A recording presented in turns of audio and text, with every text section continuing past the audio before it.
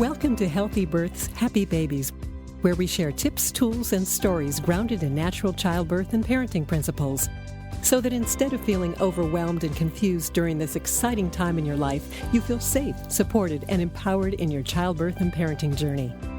And now, here's your host, Dr. Jay Warren. Hello, and welcome back to another episode of Healthy Births, Happy Babies. As always, I'm Dr. Jay Warren here with you. I am the Family Wellness Chiropractor and the Wellness Care Coordinator at the CAP Wellness Center. And today we have Gerri Ryan joining us. She is the Executive Director of the Nizhoni Institute of Midwifery. It's a midwifery school here in San Diego. And she's going to be talking about the paradigm shift that she's seeing happening right now that's bringing a resurgence of home birth back in the United States especially, and going to talk to us about the differences between a home birth and a hospital birth and care with an OB versus a midwife and how they're similar in certain respects and different in others. But before we go into all of that, I want to, as always, take a moment to thank our sponsor, the CAP Wellness Center, who makes this podcast possible for you. The CAP Wellness Center in Encinitas, California has assembled an incredible team of fully certified holistic healthcare professionals that offer the very best in prenatal, postpartum, and pediatric wellness services. We offer acupuncture, chiropractic, massage, yoga, lactation support services, and a wide variety of birth education classes to ensure that you are fully able to experience the power of birth. And now let me introduce to you Gerri Ryan. Gerri is the Executive Director and Chief Operating Officer of the Nizhoni Institute of Midwifery here in San Diego. She is a licensed and certified professional midwife. She's a certified doula, as well as a nationally recognized doula trainer. She has co-chaired several national health conferences and is the founder of the San Diego Birth Network, the first nonprofit birth network in the United States. She currently teaches midwifery students, supervises academic faculty and clinical instructors, and has the primary responsibility for marketing, recruitment, and human resources management for the Nizhoni Institute. So now let me turn you over to my conversation with Gerri Ryan.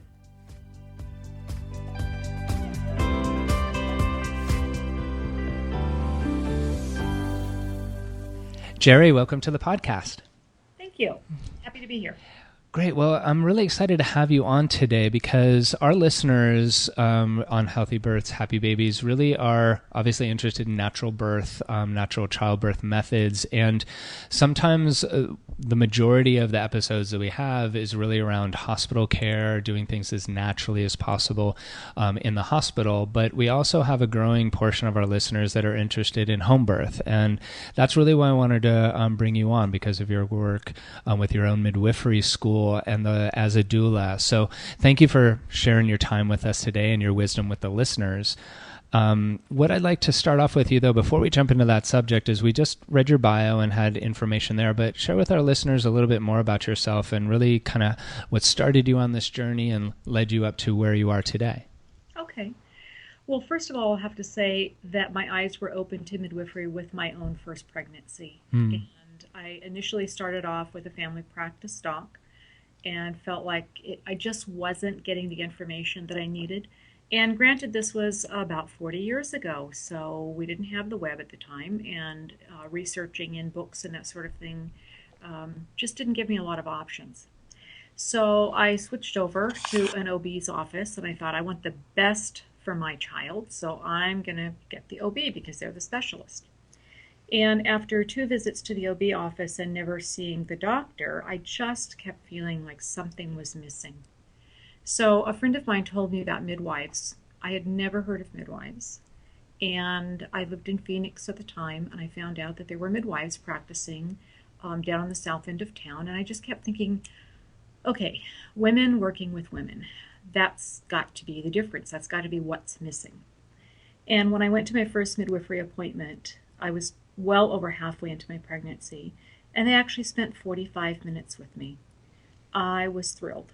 So that really opened my eyes to the difference in care, that birth is looked at as a normal event in a woman's life.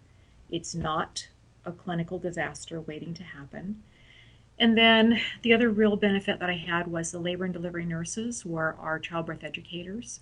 They had a real strong sense of birth being normal and straightforward. It was in hospital, so there was the benefit of having, the what ifs covered as a first time parent. And after being well educated and being a collaborative part of my care, I had a really amazing first birth, non medicated, in a delivery room because that was a while ago. But I just knew having women there made a difference. And after having had my baby and not being able to sleep for 24 hours because I was thinking, wow, that was just so amazing, and having that adrenaline rush and the new mommy amazement, I decided that that's what I wanted to do. One day, when my children were a little bit more grown, I wanted to be a midwife. So I kind of laugh and say it took me a very long time to get there because I was a parent first. And but that's what I'm doing today, and I absolutely love it. Wow. And you've become a doula as well. Was that before you became a midwife? Yes. Okay. I was so enthralled with birth, and I felt like everybody needed to have somebody advocate for them. So this was in the mid to late 70s, and I was the first one in my group of women friends to have a baby. And so anybody else that got pregnant, I would just try to beg my way into being at their birth. And I did get to go to a few. And we didn't know what doulas were. I just knew that having another woman there made a difference. So I started doing some volunteer work. I was teaching some childbirth classes to just young single moms, and then got to work with a couple of Air Force moms whose husbands were not in the country at the time. And so I was a doula long before we knew what doulas were, but I just knew again that it made a difference having another woman there, without any kind of special schooling or even at that time any particular training. So it wasn't until the mid to late 90s, that I was able to actually pursue my dream. And at that point, I thought, well, midwife, I don't know, that's a lot of responsibility. I don't think I'm really ready for that. So I found out about doulas, and I took the doula training, and then got my instructor to come down to San Diego because we had no trainers in San Diego at the time. Got her to come down and teach a class to the students that I was one of at UCSD in the perinatal educator program, and I believe we had trained 12 doulas for that training. And that was the beginning of Birth Resource Network, which is now called San Diego Birth Network. And it's just grown since then. So it's interesting to see that sometimes things start off very small and they lead in various directions. And to see where women are today is truly amazing. Right. Well, and so you went just not only from just being a mom interested in birth to a doula to then becoming midwife, but now you have your own midwifery school. I do, except it's not really mine. It's a nonprofit school, and I just always make that really clear. And it really was not my baby. Marla Hicks was actually the founder of Nijoni Institute of Midwifery, and she had a midwifery school in Utah a number of years ago. And when she came to San Diego and needed to get her license to practice here in San Diego, she and I were in a study group at the time, both of us studying for our licensing exams. And so I got to work with her, and about a year later, she pulled me into it and said, hey, I need you to come and teach some classes. And I thought, oh my gosh, I can't teach these classes. And she reassured me that I knew more than the women in the class, and that I really could teach these classes, and then from there, the school really has grown. So while I am the business head of it, it really is its own public entity. Okay. All right. Thank you for correcting me there. I didn't want to misspeak there. No problem.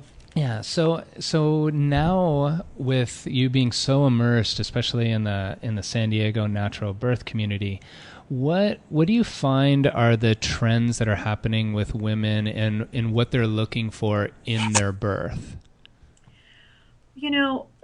Women are very, very resilient. So some women are looking for a better experience than they had the first time around. They're learning that there are options in birth, that they actually get to take responsibility for the choices that they make. And what I've seen over the last 5 years is a real shift, a paradigm shift, I believe, in which women are educating themselves and becoming the true lead of their birth. Those women are choosing whatever option, whatever alternative is best for them for their first baby. They don't wait till, gee, that experience wasn't quite what I wanted it to be. But they really are exploring their options and making some pretty interesting decisions. And I see more and more women choosing what I call non-standardized or non-institutional birth, whether that is birth center, home birth, or even for many women, hospitalized birth, but where the parent really is the one who is the director of the birth, if you will. Mm-hmm. Yeah, I agree with you. There's been such a shift in becoming more empowered and having access to more information, and that paradigm, if you will, the older paradigm of, okay, you're pregnant, now my doctor is going to tell me what to do, thankfully really has shifted, not because of, anything ill on the doctor's end of it, but because women really are realizing they can choose and they can direct. And I think that only helps, one, obviously the women during the pregnancy, but it's going to help the babies coming through because they're going to come in that much more healthy and safe. Absolutely. Absolutely. I completely agree with you. Yeah. I know for, my son was born at home also.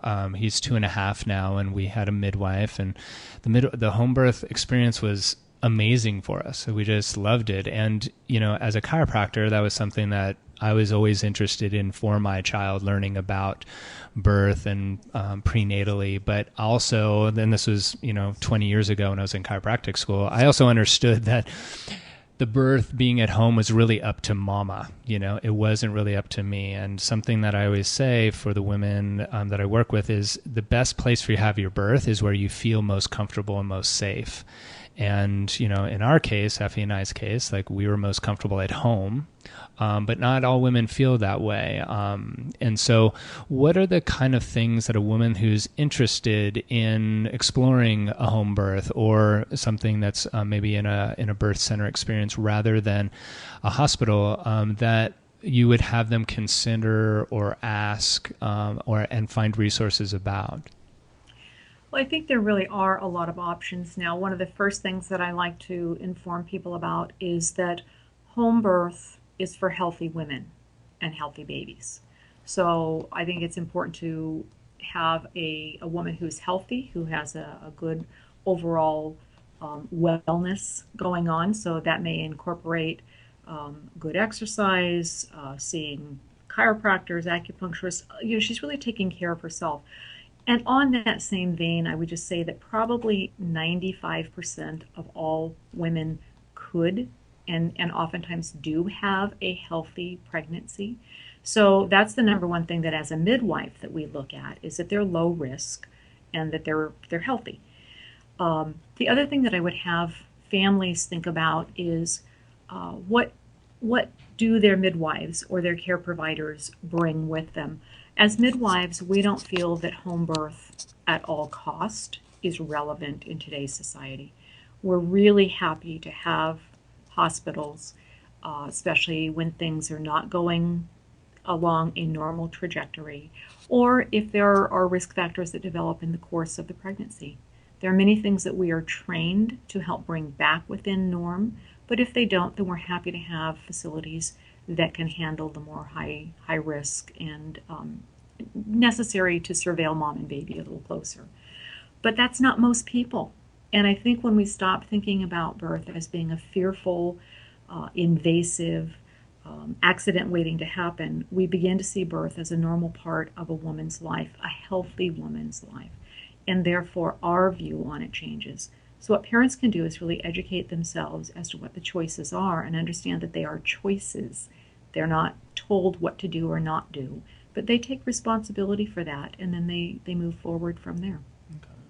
And that's something that I know when Effie and I were looking at home births and working with, or interviewing, if you will, the different midwives, and you mentioned in the beginning of our conversation, is the what ifs of home birth, and really having those kind of questions like, well, what if this happens? Like, isn't that dangerous for the baby, or isn't that dangerous for mama? And having your head wrapped around like what those scenarios are. Is that something that each woman that's working with a midwife, like they're constantly being monitored for or being educated about, so that that fear doesn't go into their experience? Or how does that typically happen? Absolutely. I think the way that we care for women is so different in that our job is to educate them. So oftentimes families will come in and they'll interview us, and they don't really realize that we're interviewing them also. Yes, good point. Very good point. Look at, how teachable are they? Are they interested in learning things, or do they have a very dogmatic way of looking at things? And if that's the case, then we're probably not the right care provider for them. So we, through the course of their pregnancy, our goal always is to bring information to them and find out what information they have. Again, women are very intelligent, and they come to us with all kinds of information. My clients oftentimes will tell me about new studies that are out there, so it's collaborative. We share the information back and forth. We try to let them know about any testing, any procedures, at least a month or more prior to it, so that they have time to go home, to research it, to think about how they feel, to come back and ask questions, and then collaboratively decide together what's best for their situation and their case. So it really is educational, and that way the fear is really dismissed, because they can see what are the risks, what are the benefits, what are my alternatives, and then they realize that they're the one making the choices. Right. And that's something I know in our experience of the prenatal care with our midwife, is that there were a lot of women I've talked with say that, or have the question of, well, with a midwife, well, like they're not really checking anything. So how do you know if there's going to be a problem or not? Which obviously goes into a mindset of, right, there's a problem, but all those tests, as you just mentioned, were available to us. And then we were doing, as you said, researching whether or not that was something we wanted to include in our prenatal care. So it wasn't that it was just this kind of opposite spectrum of a OB medical prenatal care. It was, everything was available to us. It was part of the process for us to learn about it and to choose. Absolutely. And to be really upfront, there are a lot of the medical tests that we do. We do blood work.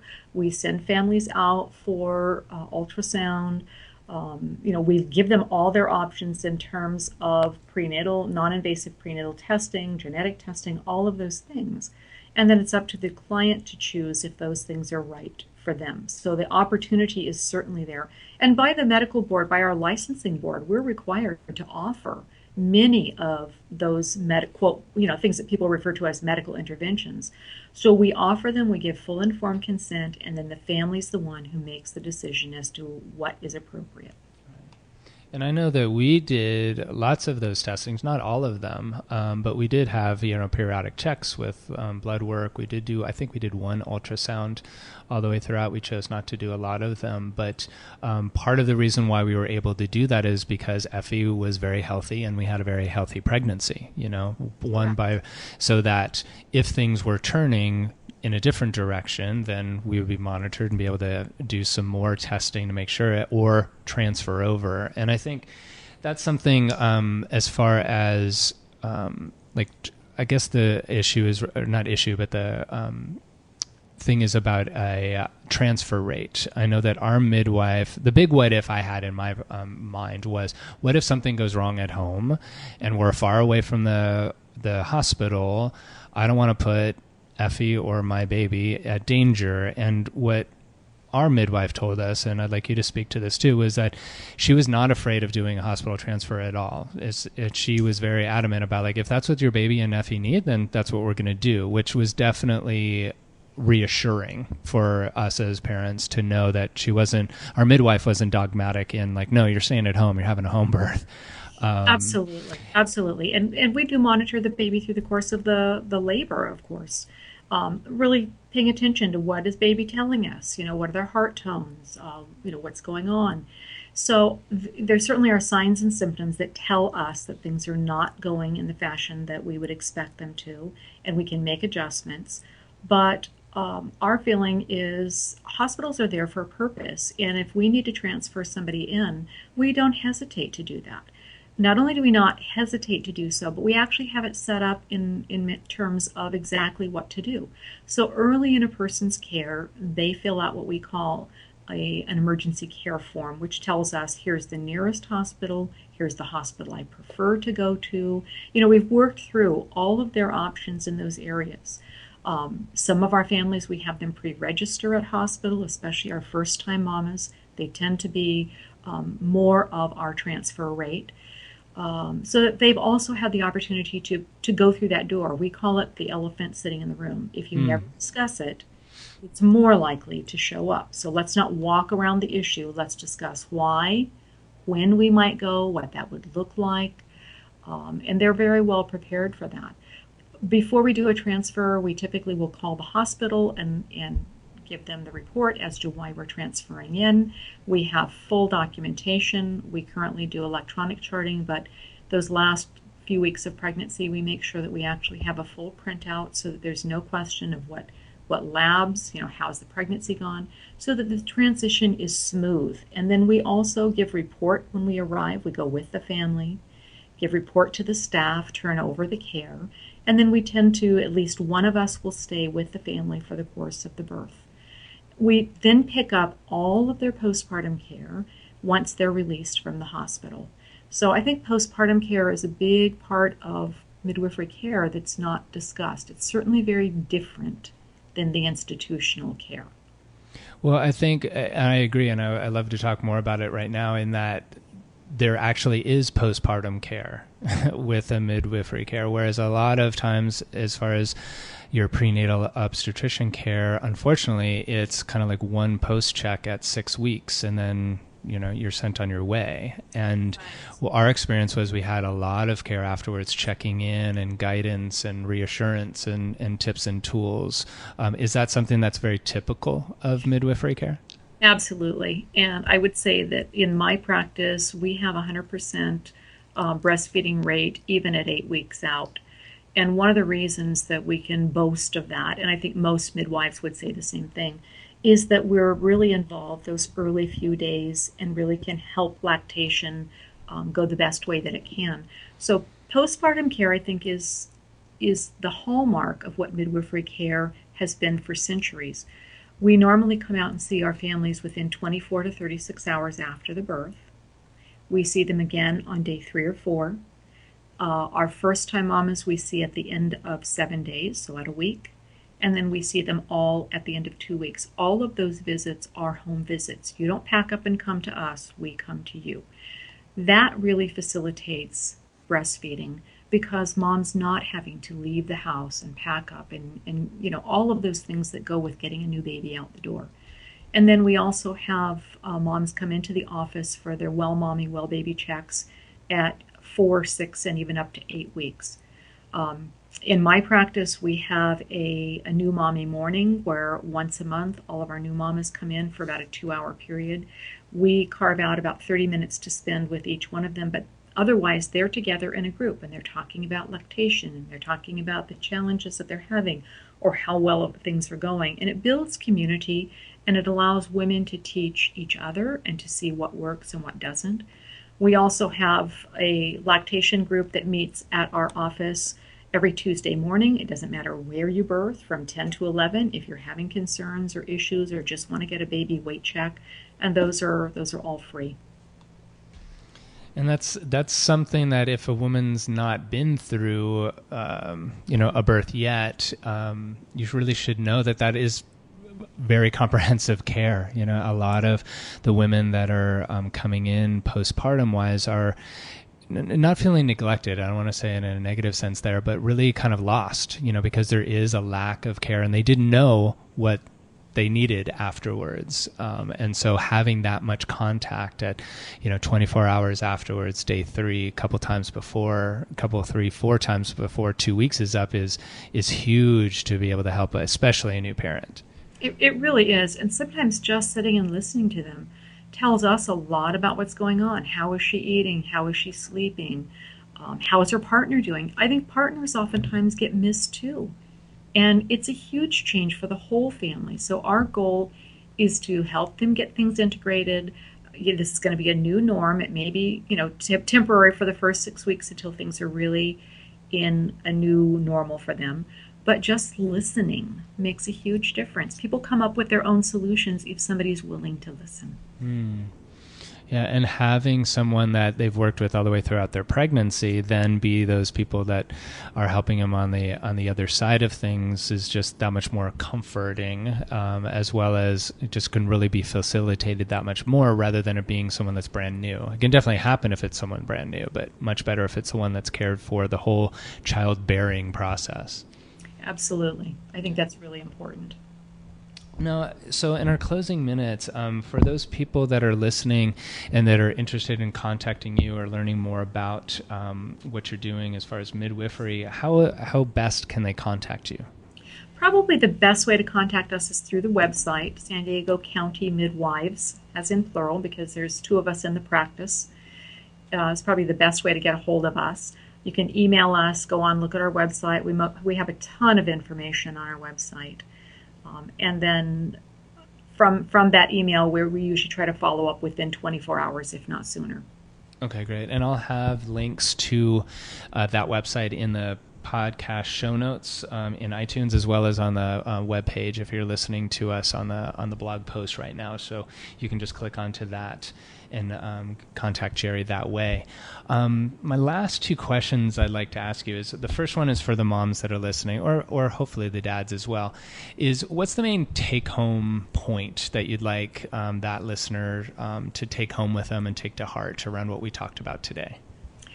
I would say, please take the time to educate yourself. When you educate yourself, then you can take on responsibility for your choices. And know that being a parent, you make decisions for your baby long before the baby comes. So where you choose to birth is just as important as how you think you want the birth to go. Beautiful. And the last question I like to ask is for the little babies, whether it's, a baby that's in mama's arms right now, or for maybe that's still in the womb and not yet ready to come into the world. What word of advice or message or encouragement would you like to whisper into their little ear? I would love to tell babies, you know what, your parents love you a lot. They have made lots of choices for you before you ever came out. And they are making the best choices they can on the information they have. So trust them and just love them back. Yeah, beautiful. Well, Gerri, thank you so much for sharing your time today. I really appreciate you being able to just kind of shine a new light on midwifery and what it offers to women and women that are listening and new parents to be listening. I really encourage you to get in touch with Gerri and learn more about it if this resonates with you. So, Gerri, thank you again so much for being a guest. Thank you. Happy to be on. Thank you for joining us today. For more information about this episode and other natural childbirth and parenting topics, please visit us at capwellnesscenter.com or message us on our Facebook page with any questions you might have. We here at the Cap Wellness Center look forward to helping you and your family be as happy and healthy as you can be.